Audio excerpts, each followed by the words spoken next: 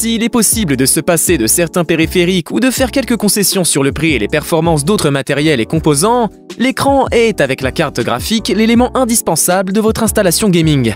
Son choix ne doit pas être négligé. Voici notre top 5.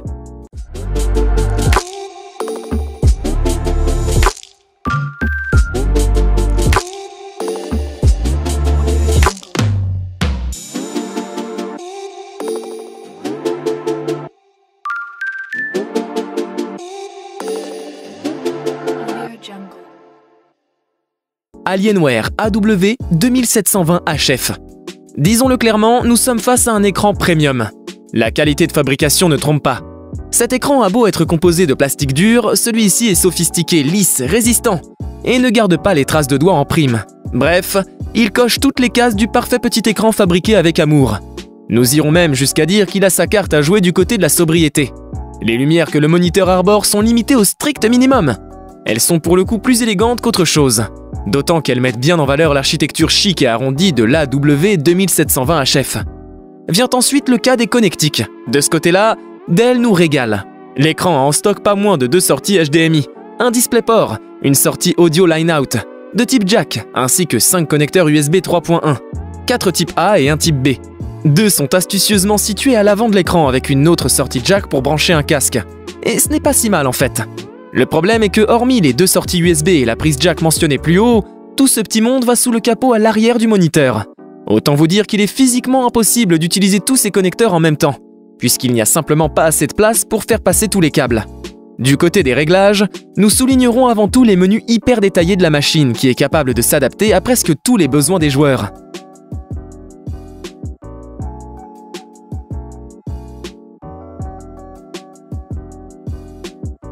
AOC C24G1. Cet écran gamer AOC C24G1 s'attaque donc directement au marché de l'écran pour joueurs exigeants et répond sur le papier à tous les prérequis habituels. Fréquence élevée à 144 Hz, temps de réponse bas à 1 milliseconde, grande taille d'écran, rotation et inclinaison assez large, et surtout prix assez bas pour un tel écran. Il nous fait même l'honneur d'être incurvé, amenant encore un confort supplémentaire. En termes de connectique, nous retrouvons sur cet écran gamer AOC C24G1 un port VGA, un DisplayPort et 2 HDMI, ainsi que le port jack et le port d'alimentation. Ce serait dommage de ne pas pouvoir brancher l'écran tout de même. Les boutons de réglage sont disposés sous l'écran à droite, avec quelques informations en relief sur l'intérêt de chacun des boutons. Malheureusement, ceci amène à un menu mal maîtrisé de la part de AOC, avec une navigation très fastidieuse.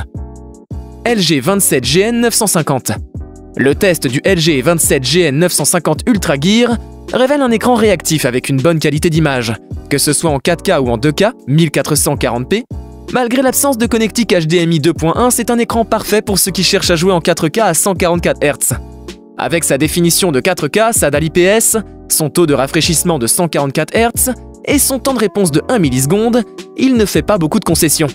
Alors, si vous cherchez à accompagner votre nouvelle carte graphique RTX 3080, 3090 ou 3070, ou encore les nouveaux GPU AMD RX 6000, c'est tout simplement l'écran idéal. Cet écran est maintenant disponible à l'achat. Sans attendre, voici notre test du LG 27GN950 Ultra Gear de 27 pouces. En plus d'avoir une résolution de 4K et un panneau nano IPS, qui offre de meilleures couleurs et de meilleurs angles de vue par rapport aux écrans classiques LCD, le modèle LG 27GN950 a également un temps de réponse de 1 milliseconde de gris à gris. Plus le temps de réponse est faible, moins il y a de ghosting, une traînée derrière les images en déplacement rapide.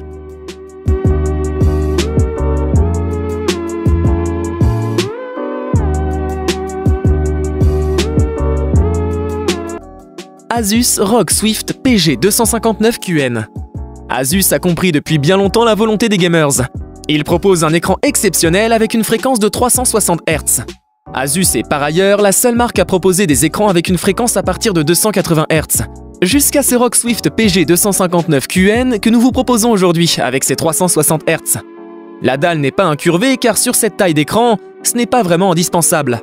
On se contente sans souci d'une dalle plate, avec des bordures assez minces sur les côtés et sur le haut, et une bordure plus épaisse sur la partie basse. Ce qui vous permettra de mettre plusieurs écrans côte à côte si vous le souhaitez. En termes de connectique, on est plutôt bien servi sur cet écran. Avec une prise jack permettant de brancher un casque, mais également des ports USB permettant de brancher des accessoires type clé USB, ou dongle pour souris ou casque sans fil. Nous sommes plutôt satisfaits. On retrouve également et bien évidemment un DisplayPort ainsi qu'un seul port HDMI, permettant de brancher un ordinateur ou un autre périphérique. Votre PC sera branché sur le DisplayPort et d'autres appareils peuvent utiliser le port HDMI.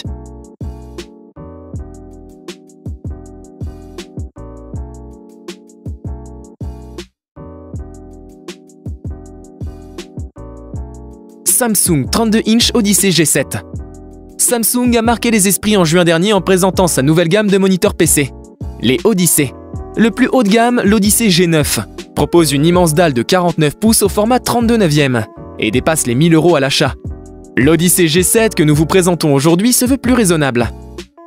Tous deux partagent des caractéristiques communes séduisantes, à savoir une courbure de 1000 R, une dalle QLED, le HDR, 600 pour le G7, 1000 pour le G9, ou encore une définition en 1440p.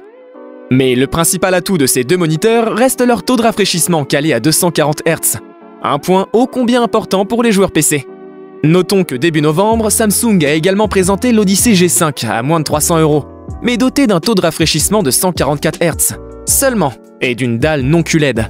L'écran dispose d'un taux de rafraîchissement de 240 Hz, taux de réponse de 1 milliseconde, très utile dans les jeux compétitifs. Il est compatible HDR 600 et G5, très intéressant si vous avez une carte Nvidia. On est arrivé à la fin de cette vidéo.